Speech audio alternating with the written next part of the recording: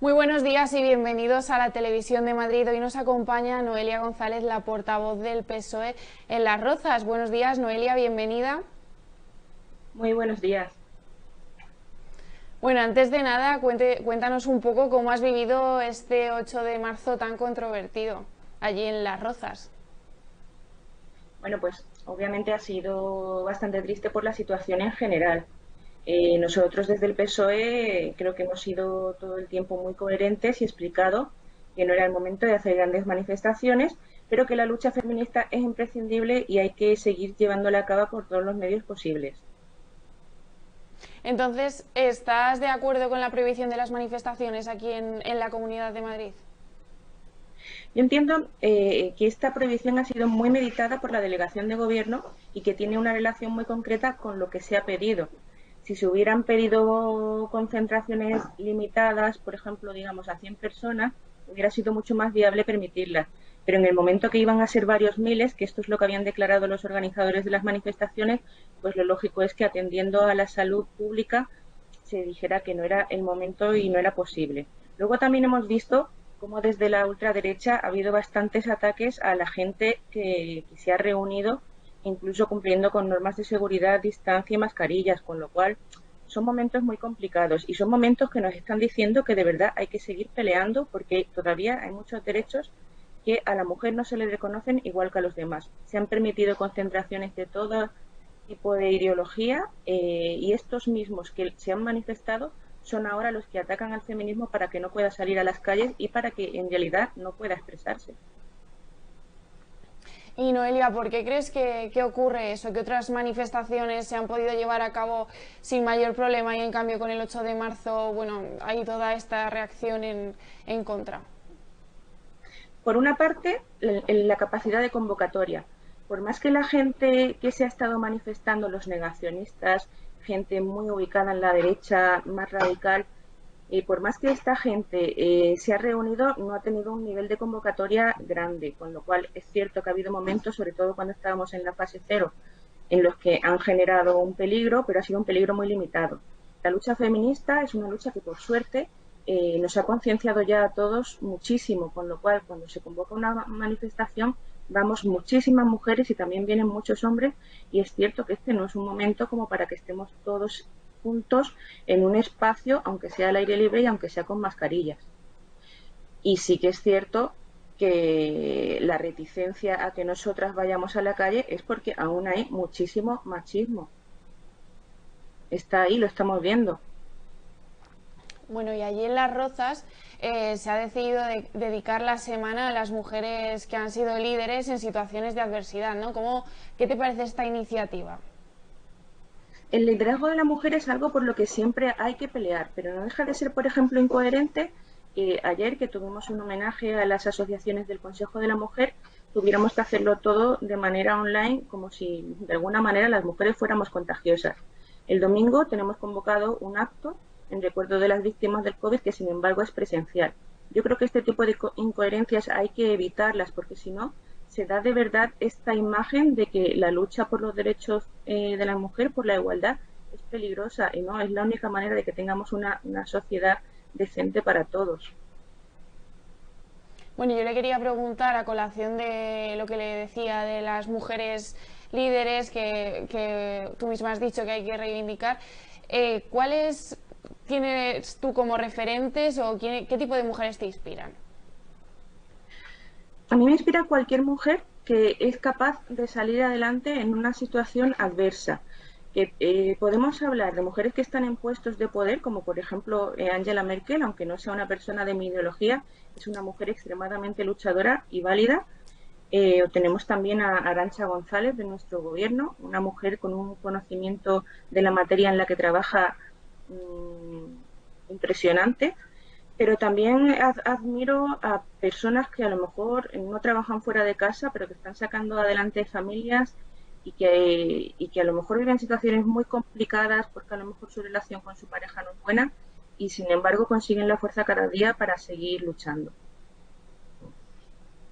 Bueno, junto a algunas compañeras del PSOE has hecho un vídeo explicando por qué sigue siendo necesario un 8 de marzo y que aún queda mucho por reivindicar, ¿no? ¿Nos puedes explicar por qué hay que seguir luchando. ¿Qué tareas cree que nos quedan pendientes? Nos queda aún mucho pendiente. Obviamente, si nos comparamos con países en donde el desarrollo en general está menos avanzado, pues estamos muy bien. Pero estar muy bien no es obvio para seguir mejorando. Por ejemplo, el cuidado sigue recayendo completamente, prácticamente en más de un 90% en las mujeres. No solo el cuidado de niños, que de alguna manera es más amable. Cuando toca cuidar a un padre o a una madre, cuando ya está en una cama postrado, son las mujeres las que están ahí para pelear, siempre. Y esa carga no se está reconociendo suficiente, no se reconoce ni a nivel profesional, porque las carreras, ni a nivel de pensiones, aunque poco a poco, por ejemplo, desde el gobierno socialista ahora mismo, se están consiguiendo avances en esta materia. Pero queda mucho por hacer. Si te fijas, las reducciones de jornada normalmente se las piden las mujeres y no es algo que nos beneficie. Superar profesionalmente una reducción de jornada es complicado. Amigas mías, por ejemplo, que estaban en puestos realmente altos, han tenido que cambiar de empresa para evitar ese lastre que habían ganado por el mero hecho de pasarse un par de años con una hora de reducción para cuidar a su familia. Noelia, hablabas de la feminización de los cuidados y de que la reducción de jornada no es la solución idónea. Y yo te pregunto, ¿qué solución crees o qué tipo de acciones crees que se podrían implantar para llegar a una situación más horizontal en este aspecto, en el de los cuidados? La reducción de jornada sí que es útil y necesaria en unos horarios como los que tenemos en España, que van mucho más allá a veces de las 8 horas que se supone que tendríamos que trabajar. Somos un país donde hasta hace muy poco apenas se controlaban las horas que se hacían sin cobrar después del trabajo y eso no puede seguir así. Si tenemos jornadas muy extensas es imprescindible reducir jornada, no hay otra. Pero estas reducciones de jornada no tienen que cogerlas siempre las mujeres, porque para cuidar a un niño no hace falta tener un determinado sexo, hace falta sobre todo tener esa voluntad de cuidar. Eh, Luego, estamos hablando bastante sobre qué horarios realmente tenemos que tener, cómo se concilia, porque en España, por ejemplo, aún sigue habiendo tantos horarios partidos, donde estás a lo mejor 1 o 2 horas comiendo. Todo eso te quita mucho tiempo, te frustra y genera además, no solo ya que no puedas cuidar a tu familia, sino que seas mucho menos productivo en tu trabajo. Bueno, hablabas de la familia y de la infancia. En esa línea yo te quería preguntar, ¿qué opinas sobre el PIN parental que quiere implantar Vox? El PIN parental al final es algo que quienes están defendiendo muchas veces no saben ni qué es lo que están evitando que llegue a sus hijos. Cuando estamos hablando de educación afectivo-sexual, para el mejor ejemplo es ver lo que la gente de Vox, por ejemplo, cree que está haciendo cuando impone un PIN parental. Creen que a sus hijos se les va a exponer prácticamente una película pornográfica en el colegio, nada más lejos de la realidad. Cuando se hace educación afectivo-sexual, lo que se intenta es que los niños, desde la más temprana edad, sepan cómo tratar a sus iguales, aunque sean de otro sexo. Que las relaciones entre niños y niñas sean respetuosas, sean agradables, que nadie trate a otro peor por ser diferente a él. Estamos en ese tránsito. Si esto se evita, pues lo que se hace es no educar a ese niño en aspectos que son básicos para su socialización. Y además de estar creando un estigma, el propio niño se va a preguntar ¿por qué yo no puedo ir a aprender esto que están aprendiendo mis compañeros? Porque mi padre me lo ha prohibido. No solo le prohíbe al colegio, también le está prohibiendo a ese hijo el acceso a esa información. Y en la protección de la infancia muchas veces hay que atender, bueno, siempre hay que atender a los derechos de ese niño. Bueno, y dejando un poco la infancia, Noelia, ¿cómo ves desde tu trayectoria la situación actual de las mujeres en la política? Pues está avanzando bastante. Por más que se critique desde muchos sectores la política de cuotas, en una situación adversa donde sigue siendo más complicado acceder a cualquier puesto de poder, es necesario que haya ese impulso para que las mujeres estén ahí. Nosotras y nosotros, las personas, aprendemos con el ejemplo. La mejor manera de que una persona sepa de qué es capaz es ver a alguien similar a él conseguirlo. Si todo lo que vemos, por ejemplo, en la tele es a hombres poderosos, a empresarios, a políticos, y no vemos ninguna referencia femenina, nos va a costar proyectarnos a nosotras mismas para llegar hasta ese punto. Entonces yo creo que lo que se está haciendo es muy positivo, cada vez estamos más mujeres y nosotras no solo estamos aquí para hacer la misma función que hacen los hombres, sino también para explicar cuáles son las necesidades de las mujeres en la sociedad, que muchas veces son diferentes, porque mientras se sigan repartiendo determinadas tareas en función de rol, pues va a ser importante que se tengan en cuenta, pues por ejemplo, algo tan básico como que las aceras estén bien para que pueda pasar un carrito. Luego te fijas, cada vez hay más hombres que los llevan, pero sigue habiendo muchísimas mujeres. Que, o explicar esto que hemos hablado antes, que no llegan a fin de mes porque han pasado parte de su vida cuidando de sus hijos, de sus mayores, de sus hermanos. Bueno, Noelia, hay una cuestión que ahora tiene bastante dividida a ciertos sectores y quería preguntarte qué opinas en lo que respecta a la ley trans.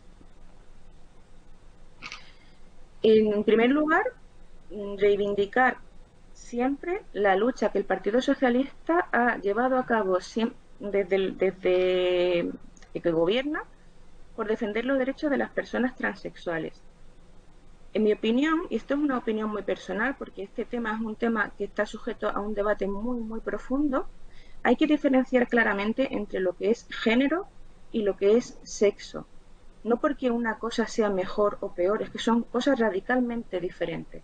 El sexo es la biología con la que tú has nacido. Hay intersexualidades, pero no podemos ignorar que la mayoría de las personas están divididas en sexo femenino, sexo masculino, hombres y mujeres. Luego está el género. El género viene relacionado con el rol que se te ha asignado. Es decir, a mí como mujer se supone que me tienen que gustar las muñecas, las cocinitas, que tienen que gustarme las novelas románticas, que me tengo que dedicar a una profesión inminentemente femenina, y esto no es así. Cada persona tiene unas preferencias que son sobre todo fruto de su personalidad. Habrá ciertas tendencias o no las habrá, pero lo que desde el feminismo socialista hemos reivindicado siempre es que a las mujeres o a los hombres no se nos puede imponer un rol por el hecho de ser de un sexo u otro. En el momento que esto se diferencia con claridad, pues ya podemos entrar en ver qué es lo que se está defendiendo con el nuevo proyecto de ley.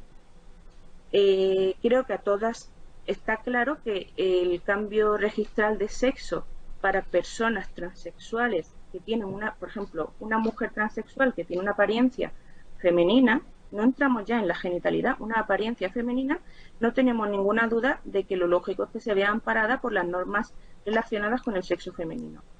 Pero no sucede lo mismo si estamos hablando de una persona con barba, apariencia masculina, que decide un día que quiere ser considerado mujer.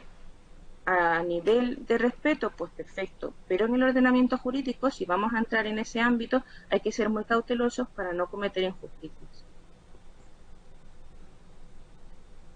Bueno, entonces también me gustaría saber, Noelia, cómo valoras la acción por parte del Ministerio de Igualdad.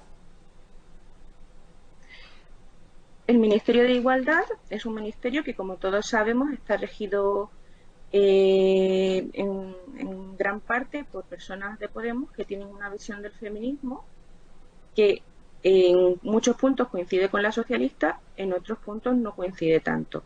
Pero yo estoy segura de que están intentando hacerlo lo mejor posible. Nuestro partido está convencido de que los resultados que se obtienen en elecciones democráticas son los mejores resultados posibles siempre en el marco en el que se están moviendo. Entonces, tenemos un gobierno de coalición y lo que se haga, si se está haciendo por el bien común, bien hecho estará. Obviamente habrá que debatir siempre, tanto si se trata de debatir con Podemos como si se trata de debatir con el PP, con Ciudadanos o con la ultraderecha. Nosotros lo que buscamos siempre desde el PSOE es que las normas amparen a todo el mundo. Así que el debate y el consenso es la mejor manera de poder llevarlo a cabo. Muy bien, Noelia. Pues por último me gustaría saber si accedieras a la corporación, ¿qué medidas aprobarías? Digamos, ¿cuáles crees que son las necesidades urgentes de los roceños ahora mismo? Si nosotros gobernásemos en Las Rozas, intentaríamos, por ejemplo, que las mecánicas a nivel urbanístico fueran bastante más transparentes. Estamos en ciernes de la aprobación de un plan general de ordenación urbana y, por ejemplo, desde la oposición aún no tenemos la documentación que necesitamos para poder examinar la situación. Ni siquiera sabemos cuánto quiere el PP que crezca nuestra ciudad y eso es algo que a los roceños y roceñas nos importa muchísimo, nos va a afectar a nivel transporte, a nivel servicio. No sabemos cuánto se quiere crecer. Entonces, mejor, creo que la transparencia en este sentido es muy mejorable. Después hemos comprobado, por ejemplo, con los presupuestos de este año, que el gasto social que se hace en Las Rozas es realmente nulo. Y aunque somos una ciudad donde hay una renta per cápita bastante alta, sigue habiendo necesidades. ONGs como Cáritas y otras se han visto completamente desbordadas en la situación de la pandemia y esto en una ciudad tan rica como la nuestra no debería ser permisible. Las ONGs apoyan, pero hay una función de servicios sociales que deben estar llevada a cabo desde lo público y aquí falla muchísimo. Bueno, pues nos quedamos con eso, Noelia. Por mi parte, eso es todo. No sé si tendrás algo que añadir. Pues nada, que muchas gracias por darnos esta oportunidad y que estamos aquí en el ayuntamiento para que lo que vosotros o cualquier ciudadano o ciudadana de Las Rozas necesite. Pues muchas gracias a ti, Noelia, por compartir todas tus ideas con nosotros y a ustedes gracias por vernos también y hasta el siguiente programa.